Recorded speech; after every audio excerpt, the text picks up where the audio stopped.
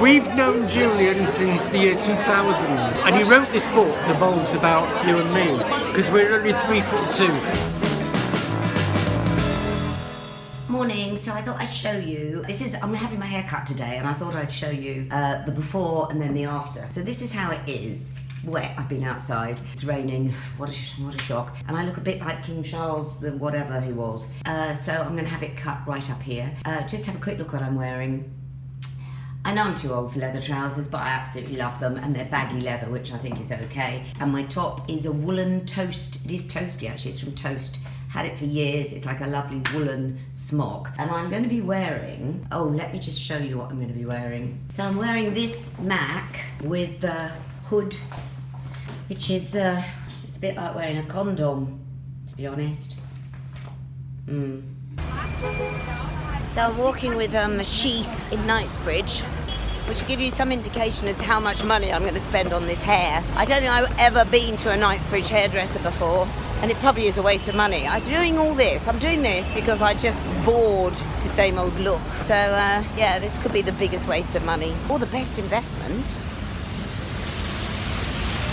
So what are you going to do? So we're just going to take a little bit off the length, just here, just a tiny bit off the length, nice and sharp, and then through the layers we're just going to soften your hair a little bit to frame all your face, so it'll look a lot more softer, a bit more like this. And then, can I go home with it in plaits, so that, because it's not naturally curly? Yeah, so we're just going to put no heat on it, no heat damage at all, very natural, so we'll do nice plaits for you, so then you get the same look as what you've got now. It's fabulous. And do you think, so none of the grey is showing? What we're going to do is frame your face here, so it'll look a little bit more lighter around your face, so it won't look too grey or anything like that. Thank you so much. You're welcome. Thank you.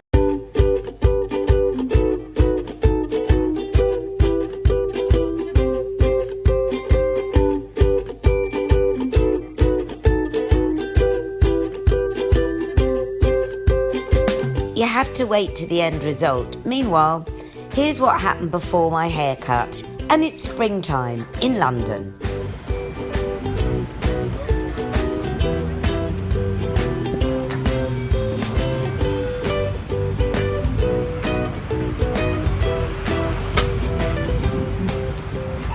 It's spring has come to London. I'm in Piccadilly, and it actually does feel like we're coming out of the winter. So I'm in the usual situation. I'm going to see my only celebrity friend at his book launch at Waterstones to Piccadilly.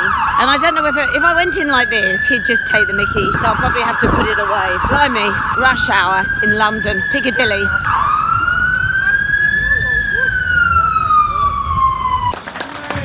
Oh, how nice. Thank you so much, Charlie. You know, it's very odd with these books, because we write them and then it's a year ago since I wrote this book, so I can't quite remember all the details. But there are one or two innuendos you have missed out there. There's mention of a back passage, which slipped by. It's lovely though. Here we are on book 4, and when we started doing these events, Charlie would wear a lovely glamorous lace dress, and things have now gone downhill. Nice snug jeans, there's nothing wrong with those. But thank you so much for coming. Obviously cheap white wine is involved, which is part of the reason you're here. And yes, The Bold's in trouble. It's not about teenage pregnancy, which some of you might think. It's about urban foxes who invade Fairfield Road in Teddington. It was only when I spotted their rather moist noses and saw a wisp of steamy sweat rising up in the air from their backs that I put 2 and 2 together. Yes, buffaloes. How long have we known Julian? We've known Julian since the year 2000, and he wrote this book, The Bolds, about you and me, because we're only 3'2". Not many people know that, but we're actually very, very, very small. Borrowers. We are borrowers. We did panto with Julian, probably the best panto he's ever done. I think so. Far better than the play. Well, it had the best fairy I've ever seen. The stage described me as the grubbiest looking fairy they'd ever seen. You were amazing. I remember I was going out with a newsreader who was as straight as anything, and I took him into your dressing room, and you were sitting there in a bra with false breasts. I mean, I've still got them. That was before he'd got into costume. Yeah. I came on the Voss with those on. Have you read his book? Oh God, I read them all. Yeah, I think I'm in one of them. I am. I'm supposed to be Portoni. This is a good turnout, isn't it? Oh, it's fab. Yeah. Nice to be in a bookshop upstairs with all this and fantastic food. Yeah. Chips. And then, look, one chip. Right, he's heading off back. He's one of the Brighton gang as well. Send my love to Brighton. Bye-bye, my love. Oh! We don't even That have will to be do my- that, do we? I haven't kissed anyone for so long. I don't even know where and to I'm aim. teetotal. I don't know what's going on. Good night, Joe.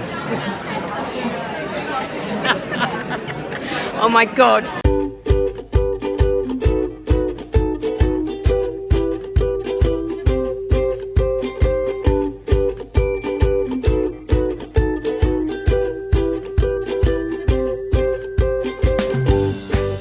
So we are heading up the South Downs. Well, actually we're going up to Chanctonbury Ring, which is a really, really significant landmark in my family's history. Chanctonbury Ring overlooking Shoreham, Brighton, Stenning, and last time I went up there was a nun playing a piano for some odd reason, lots of druids. But we're going up for a very significant reason. When I say we, there's three of us, all in shades of saffron. That's Lily with Jimmy. This is Robin. Hello. With Archie and somebody else. Bruno. So everyone that listens to my radio show will know about the Barking Owl, will know very much about Bruno, a Welsh Terrier. Yes. Who passed away after a long and very eventful life earlier on this year. On January the 21st, and a day that will all like his coming to me in 2011. It's when I got Bruno, I rescued him, and Archie is my new rescue dog, but sadly Bruno was diagnosed with cancer and an enlarged heart. And he's in this carrier bag.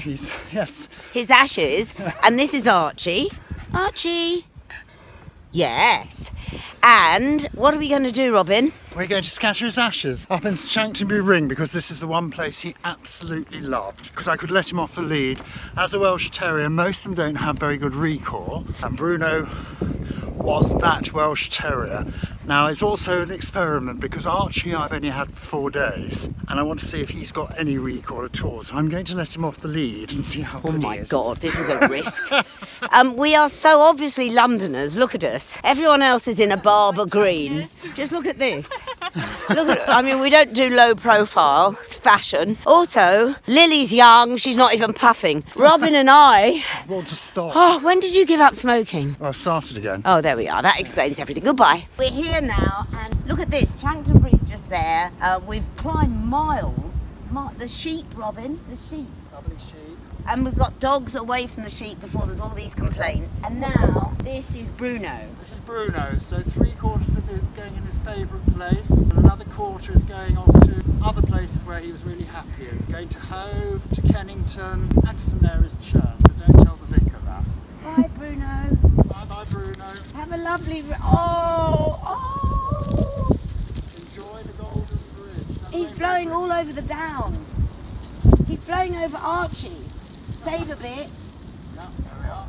How fantastic. I really hope he appreciates that, because we've walked f***ing miles. Your mother will be going, Joanne, you use bad language.